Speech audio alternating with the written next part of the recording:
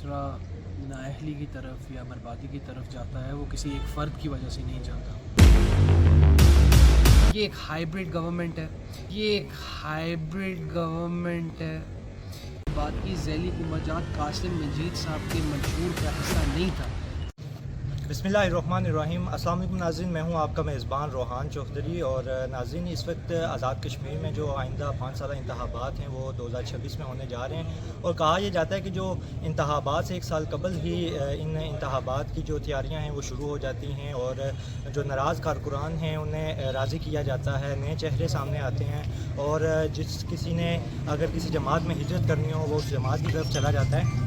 اسی حوالے سے آج ہم بات کریں گے، اور میرے ساتھ موجود ہوں گے سابق وزیر اعظم آزاد ریاست جموں کشمیر چوہدری عبدالمجید صاحب کے فرزند معید مجید صاحب، جو کہ پاکستان پیپلز پارٹی آزاد کشمیر حلقہ الیتری میرپور سے الیکشن میں حصہ لینے کے لیے خواہشمند ہیں. سر، سب سے پہلے تو آج آپ کو اس پروگرام میں ہم خوش آمدید کہتے ہیں. آپ نے ابھی حال ہی میں کینیڈا کا دورہ کیا، اور کینیڈا کے دورہ کرنے کے بعد آپ آج کشمیر پریس کلب میرپور میں آئے ہیں اور ایک بڑی دبنگ سی پریس کانفرنس کی ہے. کیا سمجھتے ہیں کہ یہ کینیڈا کے دورے سے اور وہاں کے ماحول سے مستفید ہو کے آج آپ نے میرپور کے مسائل پہ پریس کانفرنس کی ہے؟ جی، میرپور کے مسائل میرپور میں رہ کے میری معلومات میں زیادہ ہوئے. کینیڈا کا جو دورہ تھا اس کا مقصد تھوڑا مختلف تھا. تو پچھلے 1.5 سے 2 سال میں نے شہر میں گلی گلی محلے میں گیا. تو جو ادھر کے حالات تھے، جو ادھر کے واقعات تھے، جو عوام کو مسائل سامنا کر رہے تھے، ان کو میں نے دیکھا. ان کے حوالے سے پھر میں نے ان کو نوٹ ڈاؤن کیا، اور آپ کے سامنے جو پریس کلب میں آج میں نے وہ مسائل رکھے. تو اس وجہ سے میں نے وہ ساری چیزیں نوٹ ڈاؤن کر کے اپنے ذہن میں رکھ کے عوام کے سامنے رکھی. سر، آپ الیکشن سے تقریباً 2 سال پہلے ہی عوام میں آنا شروع ہو چکے تھے، اور آپ نے اپنے آپ کو انٹروڈیوس کروایا باقاعدہ طور پہ اور امیدوار ظاہر کیا. جو اب تک کے موجودہ مسائل ہیں، آپ اس کا ذمہ دار کسے سمجھتے ہیں؟ جو ہمارے منتخب کردہ ابھی جو نمائندے ہیں انہیں، یا اداروں کو آپ اس کا، یا انتظامیہ کو آپ اس کا سمجھتے ہیں کہ یہ نائل ہیں؟ دیکھیں، ایک بات یاد رکھیے گا، جب بھی کوئی معاشرہ نااہلی کی طرف یا بربادی کی طرف جاتا ہے وہ کسی ایک فرد کی وجہ سے نہیں جاتا. ہاں، کہ عوام نے ان کو بار بار منتخب کیا اور پارلیمان میں بھیجا، ان کا تو قصور بڑھتا ہی ہے، لیکن اس کے ساتھ ساتھ ہم سب کا قصور ہے. جب تک ووٹ دینے والا ووٹ لینے والے کی اکاؤنٹیبلٹی نہیں کرے گا، حالات ٹھیک نہیں ہوں گے. جب تک ہر وہ فرد اپنے محکمے میں، اپنے انسٹیٹیوشن میں، اپنے رول میں اپنی نوکری کو صحیح طریقے سے ادا نہیں کرے گا، حالات ٹھیک نہیں ہوں گے. جی، جو ابھی کی جو موجودہ حکومت ہے، انوار سرکار حکومت، آپ اسے کس نظریے سے دیکھتے ہیں؟ دیکھیں، میرا نظریہ اس پہ ہائیبرڈ گورنمنٹ ہے. اس گورنمنٹ نے، اس کی بدقسمتی یہ رہی ہے کہ انہوں نے تاریخی کام کر کے بھی ان کا کریڈٹ اپنے نام نہیں کیا، اور جو سیاسی طور پہ اس کی بدقسمتی یہ رہی ہے کہ پارلیمان کے اندر اپوزیشن ختم ہو گئی.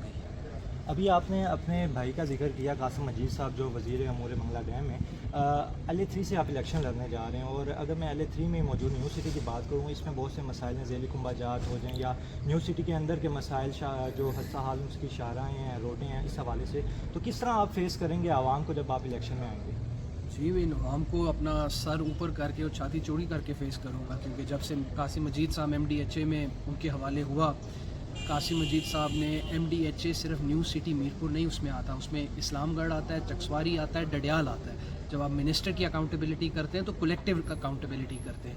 ابھی جو امیجیٹ بیسس پہ جو ایشوز ایڈریس ہوتے ہیں نیو سٹی کی، چاہے وہ والز کے ریلیٹڈ ہو، چاہے وہ انفراسٹرکچر کے ریلیٹڈ ہو، وہ کر رہے ہیں. جو ذیلی کنبے کی آپ نے بات کی، ذیلی کنبہ جات قاسم مجید صاحب کے منشور کا حصہ نہیں تھا. ذیلی کنبہ جات ایک پرانا پینڈنگ ایشو تھا جو ان کو آپ کہہ لیں ان کی گود میں آ کے گرا. انہوں نے اس حوالے سے اپنی پوری کوشش کی ہے، حکومت کو بھی لیٹر لکھا ہے، حکومت کو بھی درخواست کی ہے، لیکن جب تک چیف ایگزیکٹو اس پہ اپروول نہیں دے سکے گا، لوگوں کو ذیلی کنبہ نہیں فراہم ہوگا. تو لہٰذا آپ جو منتخب نمائندے اس شہر کے ہیں، جو صدر ریاست اس شہر کے ہیں، جو 18 مشیر اس شہر کے ہیں، ان کو بائی پاس کر کے آپ ایک فرد پہ تنقید کریں تو وہ کنسٹرکٹیو کرٹیسزم نہیں ہے. ہاں، اگر قاسم مجید صاحب اس منشور سے آگے آتے اور 3.5-4 سال سے لوگوں کا یہ مسئلہ حل نہ کرتے تو آپ کا کرٹیسزم، آپ کی تنقید اور جو آپ نے بات کی ہے، میں اس کی تائید کرتا ہوں.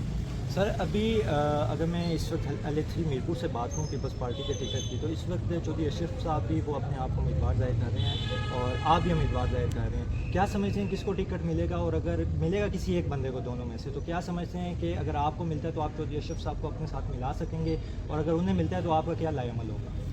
دیکھیں، جہاں تک الیکشن لڑنے کی بات ہے تو الیکشن ہر 2 صورت میں لڑوں گا. जो अशरफ साहब मेरे बुज़ुर्ग की जगह हैं, मैं उनके पास जाता भी हूँ, जाऊँगा भी, उनसे गुजारिश भी करूँगा। जहाँ तक टिकट की बात है, जो फ़ैसला जमात ने करना है ये फ़ैसला उन पे छोड़ेंगे। मेरा फ़ैसला आवाम कर चुकी है और मेरी अदालत भी आवाम के अंदर ही लगी है। इलेक्शन मैंने हर 2 सूरत लड़ना है। मैं अपना पैगाम जिस तरह जो अशरफ साहब है, इसी तरह मुख्तलिफ़ सियासतदान है जो उनके पास लेके जाऊँगा, तो इंशाअल्लाह अल्लाह ताला बेहतर करेगा। अभी तक आप जितने भी लोगों के पास गए हैं, 1.5-2 साल पहले ही आपने अपने जो मीटिंग्स हैं और कैंपेन है उसे आगाज़ कर लिया उसका, तो आवाम की तरफ से आपको कैसा रद्द अमल मिल रहा है और जो नाराज़ कारकुरान है आप कितने 1% उन्हें राज़ी करने में कामयाब हुए? देखिए, अवाम की तरफ से सबसे पहला सवाल हमेशा से अब सियासी निज़ाम से अवाम बहुत मुतनफ़र है। तो जहाँ पहले तारीख़ में एक चीज़ होती थी कि आप किसी सियासतदान के बेटे हैं या किसी बड़े कारोबारी के बेटे हैं तो वो चीज़ पॉजिटिवली जाती है।